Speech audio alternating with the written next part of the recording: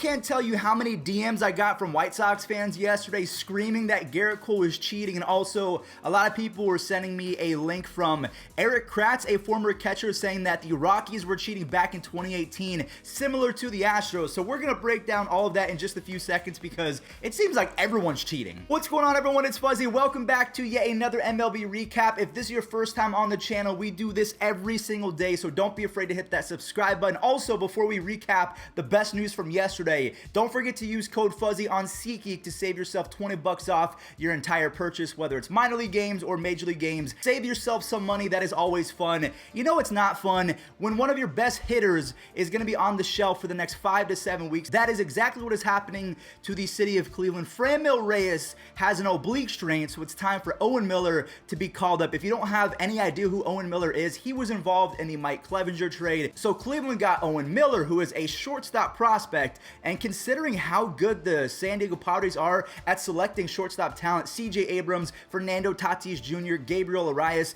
Owen Miller, I mean, he's destined to be a superstar.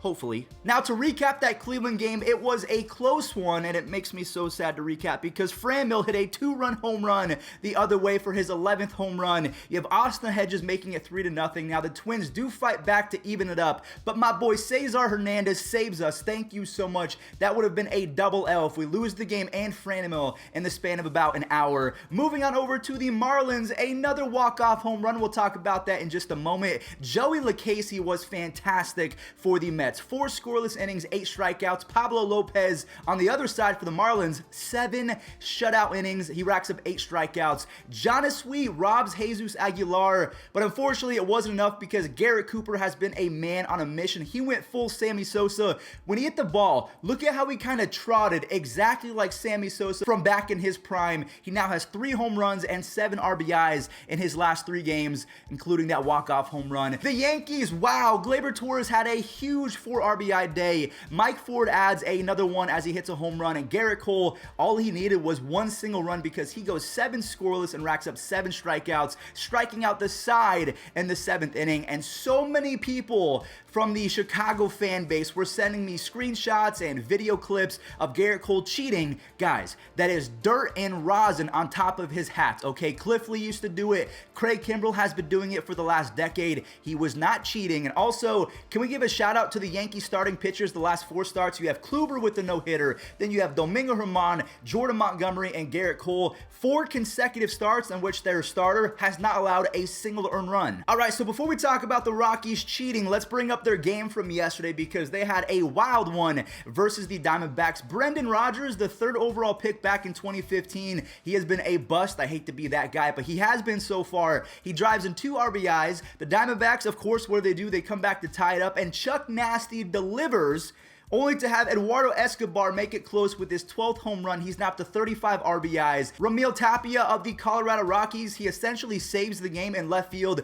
with a very nice web gem. Now, because the Rockies do win 7-6, we do have to kind of bring them back down a little bit. I'm not trying to hate on Rockies fans, but a lot of people were sending me, and I don't want to completely just ignore them. So apparently there was an article that got released, and in that article it says, from former catcher Eric Katz, he said, and I can also tell you, because I don't care, I don't really know anybody there, the Colorado Rockies were doing the exact same thing in 2018, and we caught them and we played them in the playoffs. Know how many runs, and he was on the Brewers, know how many runs they scored in a 3-game playoff series in 2018? Not many people watched the NLDS. They scored 2 runs in the 9th inning of game number 2. So he's saying that he was on the Brewers, they played the Rockies, and because the Rockies were not playing at Coors Field, they only managed to score 2 runs in a 3-game series. He says they used to take a Theragun and bang it on their metal bench. They were doing the exact same thing from the TV. He's saying that what the Astros were doing, the Rockies were doing. So there you go. If you think no one else was doing it, you are wrong. The difference is the Astros may have taken it a little too far. Or maybe it's just the fact that they won the World Series and everybody's upset about that. So let me know in the comment section down below,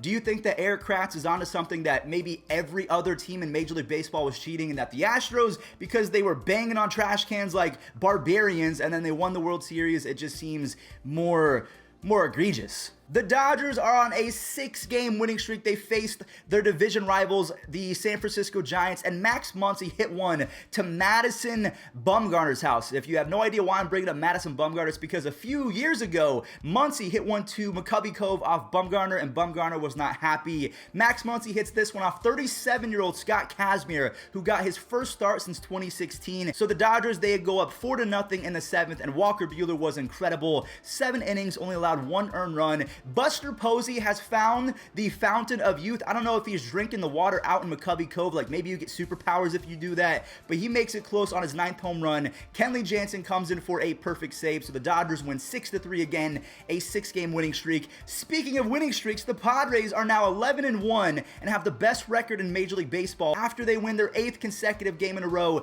They beat the Mariners 6-4. Tommy Pham robs Jared Kelenic, so one left fielder robs another. Mitch Haniger with a very nice 2-run home run, but the Padres kind of said, oh, that's cute, we're going to go ahead and score more. Eric Hosmer drives in a few runs, and then Fernando Tatis Jr. shows off the insane speed, and also the Mariners defense was just really bad. So the Padres take the lead, and then Dinelson Lamet comes in for relief. 3 innings, only allows 2 hits, did not allow a single walk, and he has been really solid, so he's trying to make his way back into that starting rotation. And Mark Melancon, with his 16th save already, he is going to rack them up all year long with how good that Padres offense is. The Rangers versus the Astros. I can't wait to talk about this game. Isaiah Kiner-Falefa, he is all over the place this year. He has been so fantastic. A 2-run double, and then Adolis Garcia. We've talked about him and Randy Arozarena a lot lately, so I'll talk about why that's important in just a second. He has back-to-back solo shots to put him at 14 home runs, 37 RBIs,